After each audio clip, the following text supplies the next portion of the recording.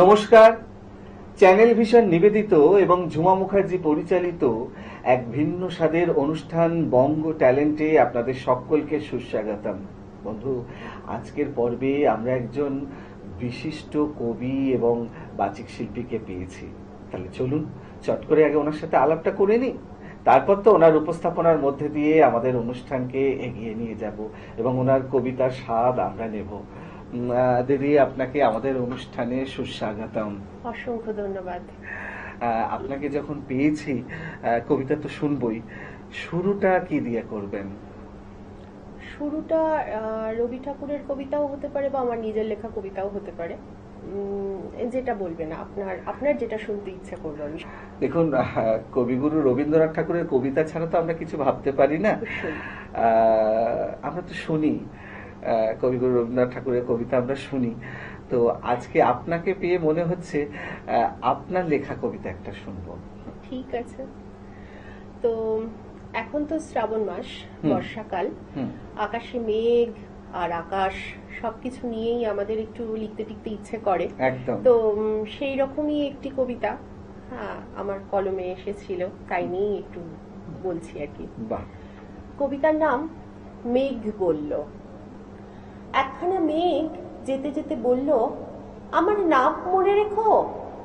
একখানা মেঘ ওরা নেশায় বলল, আমায় আবার ডেকো। ওই পারে আড়াল ভাঙা বিদ্যুৎ তির্যক চোখে তাকিয়ে দেখে সেই খোলা চুল, গোধূলির ধুলো মাখা সুরে রং মেলানো আঁচলে সিঁদুরের ছাপ। সে কি ভুল? প্রেম তবে আসুক মাটি পায়, নিস্তব্ধ নিস্তরঙ্গের ভাবে প্রবল প্রশ্রয়। মেঘ, তোমার বিরোহী কোন দিশায়? পূবে, পশ্চিমে, নাকি স্বপ্নের অমানিসায়? একখানা মেঘ ফিরতি পথে থমকে গেল, বলল, আমার পথ বড় বন্ধুর। একখানা মেঘ সীমানার শেষ বিন্দুকে ছুঁয়ে বলল, দূরের যাত্রী আমি, ঠিকানা অচিনপুর। উত্তর ছেড়ে পূর্ব, আরো আরো এগিয়ে, বহু দূর। বাহ, দারুণ, অসাধারণ উপস্থাপনা এবং দারুণ দারুণ লেখনী আপনার। মানে কি তার ভাব এবং তার গভীরতা এবং সেই সঙ্গে আপনার উপস্থাপনা অসাধারণ। মানে একটা কবিতা আমার আরো খিদে বাড়িয়ে দিচ্ছে, আরো শোনার খিদে। এর পরের নিবেদনে যাই। কি শোনাবেন বলুন? এর পরের নিবেদনে যেটা বলবো সেটা হচ্ছে একটু সংস্কৃতকে টেনে এনেছি। মানে কালিদাস একখানা কাব্য লিখে গেছেন, তার নাম হচ্ছে মেঘদূত। তাই নিয়ে আমাদের রবি ঠাকুর লিখেছেন মেঘদূত। আচ্ছা। এবার আমি তো আর মেঘদূত লিখতে পারি না, কিন্তু সেই যে কাতরতা, সেই যে যক্ষের কাতরতা বা বিরোহী যক্ষ, সেই যে মেঘ নিয়ে যে তোলপাড় করে দিয়েছিলেন তার যে প্রণয়িনীর সঙ্গে দেখা করার জন্য, এবার তাই সেই রকমই একটি কনসেপ্টে লেখা আমার কবিতা। এটা হচ্ছে জীবন বেলায়। আরে বাবা, শুরু করুন তাহলে। বিরোহী বিরহে কাতর, দোষ দেখি না তো, স্বভাবে আবদ্ধ দৃঢ়, এইটুকুই আপাতত।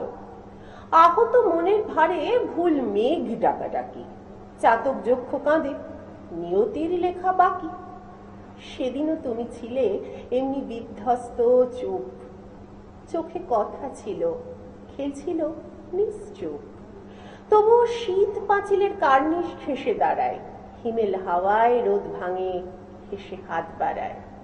তবুও শেষে শিউলিরা বলে, আসবো আবার যখন মেঘের ঘরে কাপাস জমবে বারবার।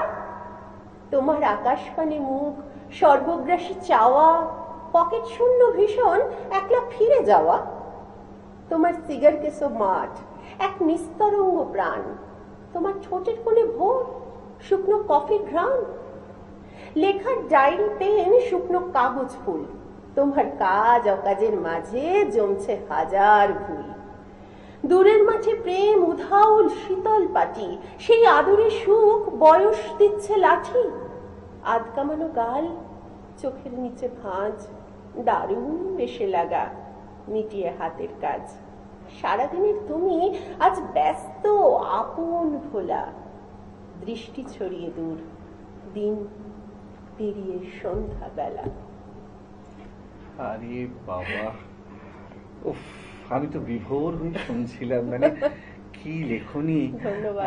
আমার মনে হয় কি জানেন, এই আপনার লেখা শুনতে শুনতে না, মানে দর্শকদেরও কৌতূহল কিন্তু বাড়ছে।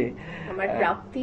একদম, যে যে এরকম লেখা যদি আরো কিছু তারা শুনতে পায় বা পড়তে পারে, তার জন্য আমার মনে হয় একটু দর্শকদের বলে দেওয়া দরকার যে আপনার লেখা কবিতার বই পদক্ষেপ, পদক্ষেপ কলমে হচ্ছে জয়তী মুখার্জি।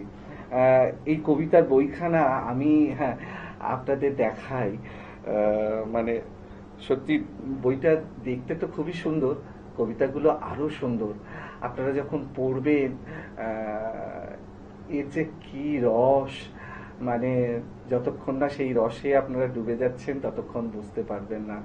অসাধারণ। মানে আমি তো পড়েছি, আপনারাও পড়বেন। বইয়ের নাম পদক্ষেপ, কলমে হচ্ছে জয়তী মুখার্জি। তো এটা আমার মনে হলো দর্শকদের একটু জানানোর দরকার আছে, কারণ পদক্ষেপ পা ফেলেছে এবারই। পদক্ষেপের জন্ম হচ্ছে এবারের বইমেলার ঠিক পরে পরে। আমার অনেক দিনের স্বপ্ন, পদক্ষেপকে নিয়ে আমার অনেক দিনের স্বপ্ন, অনেক দিনের হাঁটাহাঁটি, অনেকগুলি কবিতার ৫১টি কবিতার সংকলন এটি। হ্যাঁ, এটি এখন অ্যামাজনেও পাওয়া যাচ্ছে। আচ্ছা আচ্ছা। হ্যাঁ, দোকানে গেলেও যেমন পাওয়া যাবে, এখানে ফোন নাম্বার দেওয়া রয়েছে। হ্যাঁ, পদক্ষেপই মনে হয় প্রথম পদক্ষেপ নাকি? প্রথম পদক্ষেপ, আমার প্রথম পদক্ষেপ একদম কবিতার, একদম কবিতার পদক্ষেপ। আচ্ছা দিদি, আমরা কিন্তু কথায় কথায় অনুষ্ঠানের একদম শেষের দিকে চলে এসেছি। আজকের অনুষ্ঠানের শেষ নিবেদন এবং খুব ছোট্ট করে যদি কিছু করা যায়। আচ্ছা, তাহলে আমি মান্য কবিতার সঙ্গে সঙ্গে আমি এখনো পর্যন্ত আঞ্চলিক কবিতা করছি কবি দিদিতি চক্রবর্তীর কাছে। উনিও একজন নামকরা বাচিক শিল্পী, কবি এবং বাচিক শিল্পী। তো ওনারই লেখা একটি কবিতা, কবিতা কিরহিং কিরহিং, কবি দিদিতি চক্রবর্তী। কিরহিং কিরিং বাজলো যখন বৌদিমনির ফোনটা, বেটা বোধহয় খবর লিছে, বুঝলো আমার মনটা। অমনি সুটান ছুটে গেলাম বৌদিমনির কাছটাতে। বৌদিমনি চিৎচায় বলে, কি আছে আমার মুখটাতে? যখন তুফান ফোনে সময় আসিস কেনে ঘরটাতে? চাই পারা মোর দুঃখাগুলান জমা আছে বুকটাতে। ছেলেটাকে বলিয়াছিলাম, পেটের দাইয়ে যাচ্ছি বাপ, দিয়ালটুতে গুদা করে বৌদিমনির নম্বরটা লিখে রাখ। পুতিবুড়ির চায়ের দোকান, ওখানেতে ফুইন আছে। অদ্দুলি বা শিক্ষা দিলে তোর গুলাটা মোর কাছে শোনা যাবে। দিতলা পাই মা ডক্টর শোনা লেগে পুরানটো যে ছটপটায়। তবে কি বাপ তোর কাছে তা অদ্দুলি বা শিক্ষা লয় নাকি বাপ সবই আছে? ই মাকে তো আর মুন্ডালয়। আরে বাবা, দারুণ দারুণ সত্যি। মানে আপনাকে পেয়ে আমাদের কি করে যে সময়টা এত তাড়াতাড়ি ফুরিয়ে গেল বুঝতে পারছি না। আমারও খুব ভালো লাগলো আপনাদের এখানে এসে, আপনাদের সঙ্গে আলাপ করে, আপনার সঞ্চালনায় এখানে বসে আমার খুব ভালো লাগলো। একদম একদম, আমাদেরও পরম প্রাপ্তি। সত্যি দর্শক বন্ধু, আপনারাও কিন্তু আমার সাথে একমত হবেন। আজকে জয়তী মুখার্জিকে পেয়ে আমাদের অনুষ্ঠান একদম কবিতায় কবিতায় ভরে উঠেছিল, কিন্তু কিচ্ছু করার নেই, সময় একদম শেষ। বিদায় তো নিতেই হবে।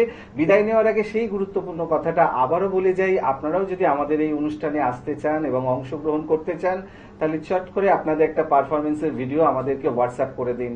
আর সেই ভিডিও যদি আমাদের ভালো লাগে তাহলে আপনারাও চলে আসতে পারবেন আমাদের এই অনুষ্ঠানে অংশগ্রহণ করতে। আমাদের হোয়াটসঅ্যাপ নাম্বার 9804272808। তাহলে দর্শক বন্ধু, আজকের মতো বিদায়। তবে মন খারাপ করার কিচ্ছু নেই, আবারও দেখা হচ্ছে আগামীকাল ঠিক এই সময়ে। ততক্ষণ পর্যন্ত বিদায় বন্ধু।